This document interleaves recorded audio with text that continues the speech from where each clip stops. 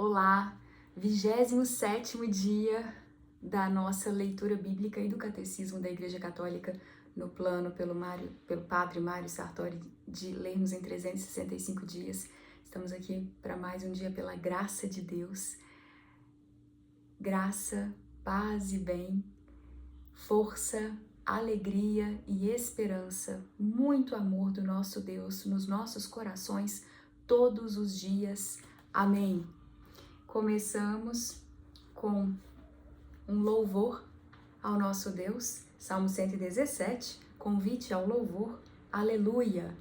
Louvai Yahvé nações todas, glorificai-o todos os povos, pois seu amor é forte e sua verdade é para sempre. Amém. Hoje leremos Gênesis capítulos 40 e 41, Salmo 26, Mateus, continuação do capítulo 14, versículos 22 até o fim. E o Catecismo da Igreja Católica será do parágrafo 212 até, 214 até 221. Em nome do Pai, do Filho e do Espírito Santo. Amém. Que Deus nos ilumine para a interpretação da Santa Palavra de Deus. Amém. Gênesis capítulo 40. José interpreta os sonhos dos oficiais do faraó. Sucedeu depois desses acontecimentos que o copeiro do rei do Egito e seu padeiro ofenderam seu senhor, o rei do Egito. Faraó irou-se contra seus dois eunucos, o copeiro Mor e o padeiro Mor, e mandou detê-los na casa do comandante dos guardas, na prisão onde José estava detido. O comandante dos guardas agregou-lhes José, para que o servisse, e ficaram certo tempo detidos. Ora, numa mesma noite, os dois, o copeiro e o padeiro do rei do Egito, que estavam detidos na prisão, tiveram um sonho, cada qual com a sua significação. De manhã, vindo a encontrá-los, José percebeu que estavam acabrunhados e perguntou aos eunucos do faraó que estavam com ele detidos na casa de seu senhor: "Por que tendes hoje o rosto triste?" Eles lhe responderam: "Tivemos um sonho e não há ninguém para interpretá-lo." José lhes disse: "É Deus quem dá a interpretação, mas contai-mo." O copeiro Mor narrou a José o sonho que tivera. "Sonhei", disse ele, "que havia diante de mim uma videira, e na videira 3 ramos. Deram brotos, floresceram, e as uvas amadureceram em cachos. Eu tinha na mão a taça do faraó. Peguei os cachos de uva, espremi-os na taça do faraó, e coloquei a taça na mão do faraó." José lhe disse: "Eis o que isto significa. Os 3 ramos representam 3 dias. Mais 3 dias e o faraó te erguerá a cabeça e te restituirá o emprego. Colocarás a taça do faraó em sua mão, como outrora tinhas o costume de fazer, quando eras seu copeiro. Lembra-te de mim, quando te suceder o bem, e sê bondoso para falares de mim ao faraó, a fim de que me faça sair desta prisão. Com efeito, fui arrebatado da terra dos hebreus e aqui mesmo nada fiz para que me pudessem prender."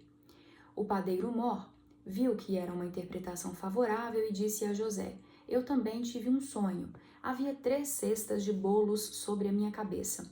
Na cesta mais alta havia todos os tipos de doces que o faraó come, mas as aves os comiam na cesta, sobre a minha cabeça." José respondeu assim: "Eis o que isto significa. As 3 cestas representam 3 dias, mais 3 dias ainda, e o faraó te erguerá a cabeça. Enforcar-te-á, e as aves comerão a carne acima de ti." Efetivamente, no 3º dia, que era o aniversário do faraó, este deu um banquete a todos os seus oficiais e soltou o copeiro Mor e o padeiro Mor no meio de seus oficiais.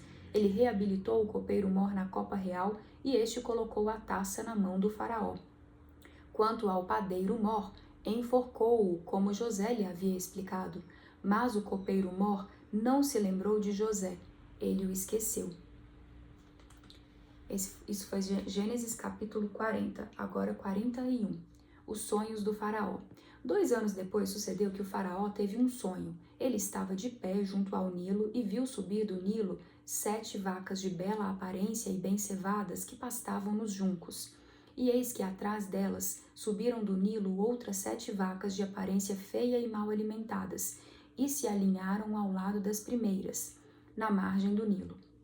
E as vacas de aparência feia e mal alimentadas devoraram as 7 vacas bem cevadas e belas de aparência. Então o faraó acordou. Ele tornou a dormir e teve um segundo sonho. 7 espigas subiam de uma mesma haste, granuladas e belas. Mas eis que 7 espigas mirradas e queimadas pelo vento oriental nasciam atrás delas. E as espigas mirradas devoraram as 7 espigas granuladas e cheias. Então o faraó acordou.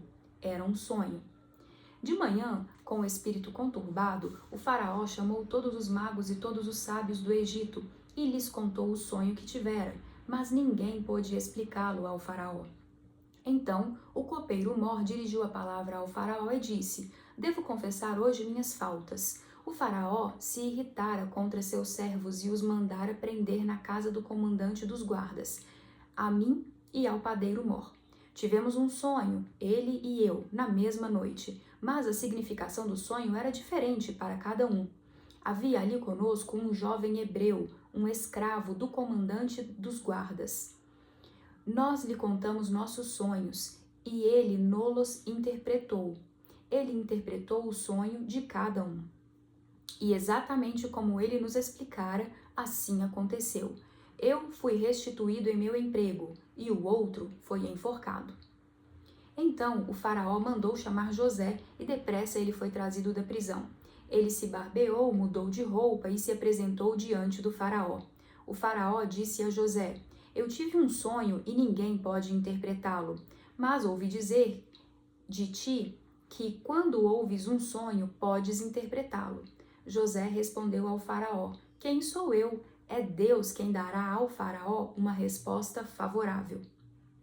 Então o faraó falou assim a José: Em meu sonho parecia-me que estava de pé na margem do Nilo. Eis que subiram do Nilo 7 vacas bem cevadas e de bela aparência, que pastavam nos juncos. Mas eis que outras 7 subiram depois delas, extenuadas, de aparência feia e mal alimentadas. Jamais vi tão feias em toda a terra do Egito. As vacas magras e feias devoraram as 7 primeiras, as vacas gordas. E depois que as devoraram, não demonstravam tê-las devorado, porque sua aparência permanecia tão feia quanto no início. Então acordei. Depois vi em sonhos 7 espigas subindo de uma mesma haste, cheias e belas. Mas eis que 7 espigas secas, mirradas e queimadas pelo vento oriental nasceram depois delas, e as espigas mirradas devoraram as 7 espigas belas. Eu narrei isso aos magos, mas não há ninguém que me dê a resposta. José disse ao faraó. O faraó teve apenas um sonho. Deus anunciou ao faraó o que ele vai realizar. As 7 vacas belas representam. As 7 vacas belas representam 7 anos, e as 7 espigas belas representam 7 anos, e é um só e mesmo sonho. As 7 vacas magras e feias que sobem em seguida representam 7 anos, e também as 7 espigas mirradas e queimadas pelo vento oriental. É que haverá 7 anos de fome. É como eu disse ao faraó.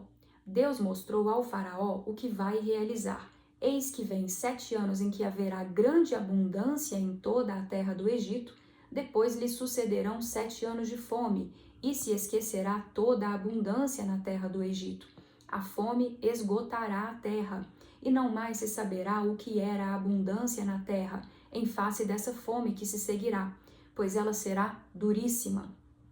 E se o sonho do faraó se repetiu 2 vezes, é porque o fato está bem decidido da parte de Deus, e Deus tem pressa em realizá-lo.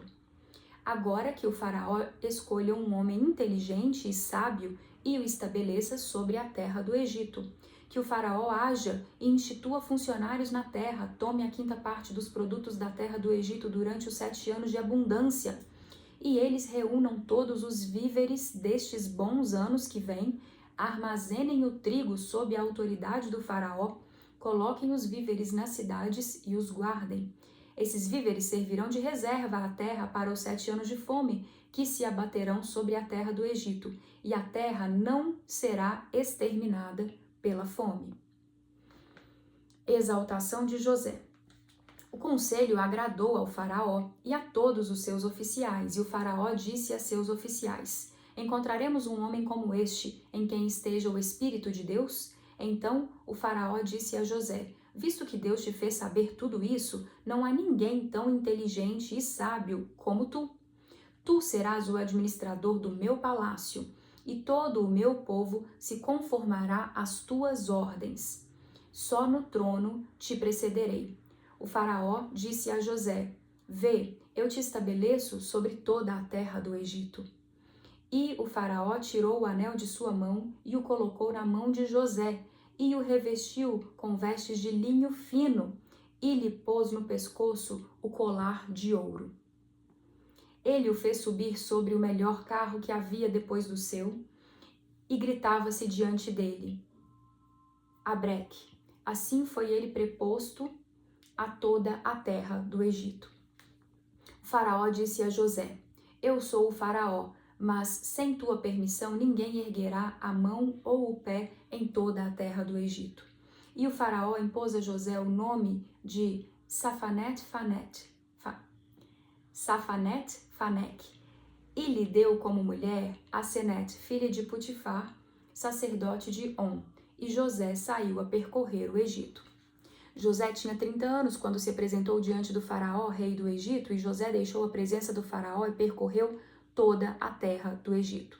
Durante os 7 anos de abundância, a terra produziu copiosamente, e ele reuniu todos os víveres dos 7 anos em que houve abundância na terra do Egito, e depositou os víveres nas cidades, colocando em cada cidade os víveres dos campos vizinhos. José armazenou o trigo como a areia do mar, em tal quantidade que se renunciou a medi-lo, pois isso ultrapassava toda a medida. Os filhos de José. Antes que viesse o ano da fome, nasceram a José 2 filhos, que lhe deu Asenet, filha de Putifar, sacerdote de On.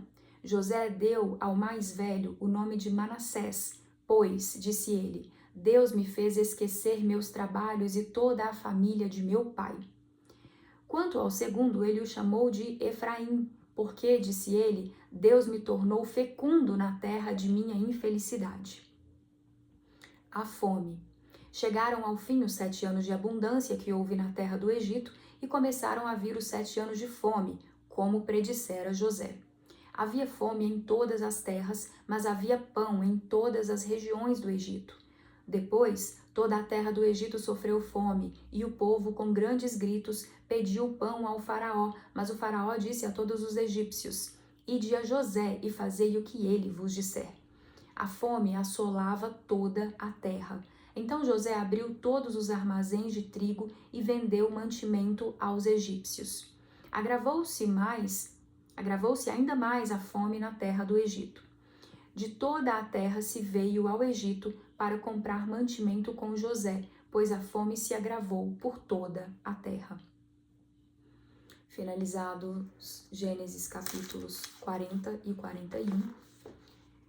Seguimos para o Salmo 26, Súplica do Inocente, de Davi.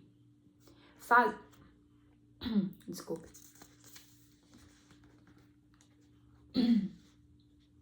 Faze-me justiça, ó Yahvé, pois ando em minha integridade.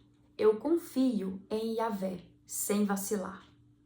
Examina-me, Yahvé, põe-me à prova, depura meus rins e meu coração. À frente dos meus olhos estará o teu amor e caminho na tua verdade. Não me assento com os impostores, nem caminho com os hipócritas. Detesto a assembleia dos maus, e com os ímpios não me assento. Na inocência lavo minhas mãos para rodear o teu altar, Yahvé, proclamando a ação de graças, enumerando tuas maravilhas todas. Yahvé, eu amo a beleza de tua casa e o lugar onde a tua glória habita. Não me ajuntes com os pecadores, nem minha vida com os assassinos. Eles têm a infâmia nas mãos, sua direita está cheia de subornos.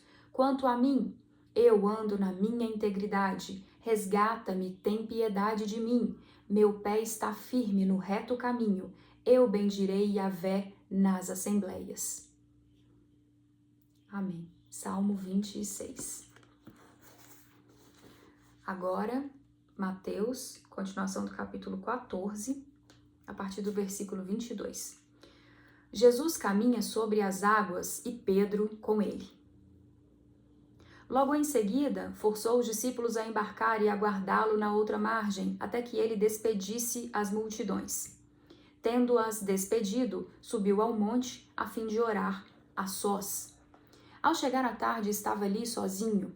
O barco, porém, já estava a uma distância de muitos estádios da terra, agitado pelas ondas, pois o vento era contrário. Na quarta vigília da noite, ele dirigiu-se a eles, caminhando sobre o mar. Os discípulos, porém, vendo que caminhava sobre o mar, ficaram atemorizados e diziam: "É um fantasma!" e gritaram de medo. Mas Jesus lhes disse logo: "Tende confiança, sou eu. Não tenhais medo." Pedro, interpelando-o, disse: "Senhor, se és tu, manda que eu vá ao teu encontro sobre as águas." E Jesus respondeu: "Vem." Descendo do barco, Pedro caminhou sobre as águas e foi ao encontro de Jesus. Mas, sentindo o vento, ficou com medo. E, começando a afundar, gritou: "Senhor, salva-me!" Jesus estendeu a mão prontamente e o segurou, repreendendo-o. "Homem fraco na fé, por que duvidaste?" Assim que subiram ao barco, o vento amainou. Os que estavam no barco prostraram-se diante dele, dizendo: "Verdadeiramente, tu és o Filho de Deus." Curas na terra de Genesaré. Terminada a travessia, alcançaram terra em Genesaré. Quando os habitantes daquele lugar o reconheceram, espalharam a notícia de sua chegada por toda a região e lhe trouxeram todos os doentes, rogando-lhe somente tocar a orla da sua veste. E todos os que a tocaram foram salvos. Amém. Finalizamos Mateus capítulo 14. Passamos agora à leitura do Catecismo da Igreja Católica, parágrafos 214 a 221. Deus, aquele que é verdade e amor. Deus, aquele que é, revelou-se a Israel como aquele que é rico em bondade e fiel. Êxodos, capítulo 34. Esses dois termos exprimem em síntese as riquezas do nome divino. Em todas as suas obras, Deus mostra a sua benevolência, a sua bondade, a sua graça, o seu amor, mas também a sua confiabilidade, a sua constância, a sua fidelidade, a sua verdade. Celebro o teu nome pela tua bondade e pela tua fidelidade. Salmo 138. Ele é a verdade, pois Deus é luz e nele não há trevas. 1 João. E amor, como ensina o apóstolo João. 1 João, citações aqui, capítulos 1 e 4. Deus é a verdade. O resumo da tua palavra é a verdade. São para sempre tuas justas normas. Citação do Salmo 119. Senhor Deus, tu és Deus e tuas palavras são verdadeiras. Por isso, as promessas de Deus sempre se realizam. Deus é a própria verdade, suas palavras não podem enganar. Por isso, podemos nos entregar com toda a confiança à verdade e à fidelidade de sua palavra em todas as coisas. O começo do pecado e da queda do homem foi uma mentira do tentador que o induziu a duvidar da palavra de Deus, de sua benevolência e da sua fidelidade. A verdade de Deus é sua sabedoria, que comanda toda a ordem da criação e do governo do mundo. Deus, que sozinho criou o céu e a terra, é o único que pode dar o conhecimento verdadeiro de toda coisa criada em sua relação com Ele. Deus é verdadeiro também quando se revela. O ensinamento que vem de Deus é um ensinamento sincero. Quando enviar seu Filho ao mundo, será para dar testemunho da verdade. Citação de João, capítulo 18. Nós sabemos que veio o Filho de Deus e nos deu a inteligência para conhecermos o verdadeiro. Amém. Deus é amor. Ao longo de sua história, Israel pôde descobrir que Deus tinha uma única razão para se revelar a ele e para tê-lo escolhido dentre todos os povos para ser dele, seu amor gratuito. Israel entendeu, graças a seus profetas, que foi também por amor que Deus não cessou de salvá-lo e de perdoar-lhe sua infidelidade e seus pecados. O amor de Deus por Israel é comparado ao amor de um pai por seu filho. Este amor é mais forte que o amor de uma mãe por seus filhos. Deus ama seu povo mais do que um esposo ama sua bem-amada. Este amor se sobreporá até as piores infidelidades, irá até a mais preciosa doação. Deus amou tanto o mundo que deu o seu Filho único. Citação de João, capítulo 3. O amor de Deus é eterno. Isaías 54. As serras mudem de lugar, ou que as montanhas balancem, seu amor para contigo nunca vai mudar. Eu te amo com amor de eternidade, por isso guardo por ti tanta ternura. São João vai ainda mais longe ao afirmar: Deus é amor. O próprio ser de Deus é amor.